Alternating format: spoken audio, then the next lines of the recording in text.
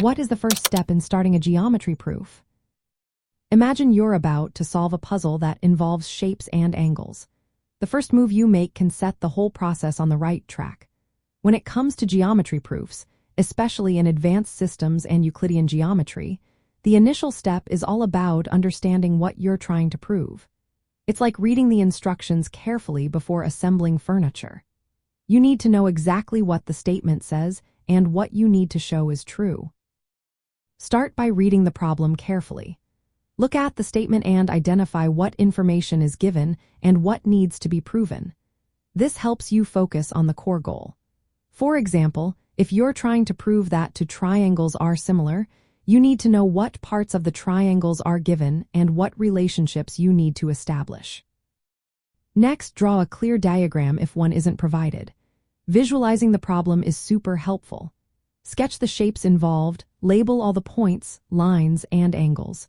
This makes it easier to see how the parts relate to each other. When you draw the diagram, think about which parts are important for the proof. Sometimes, adding extra lines or angles can help clarify the relationships. Once you have your diagram, think about what theorems or definitions might help.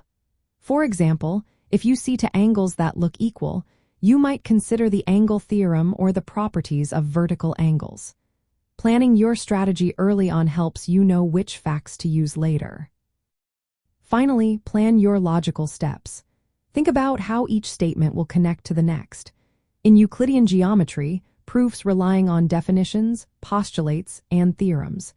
Every step must follow logically from the previous one. This initial understanding and planning are the foundation of a solid proof. In advanced geometric systems and Euclidean geometry, mastering this first step makes the entire process smoother.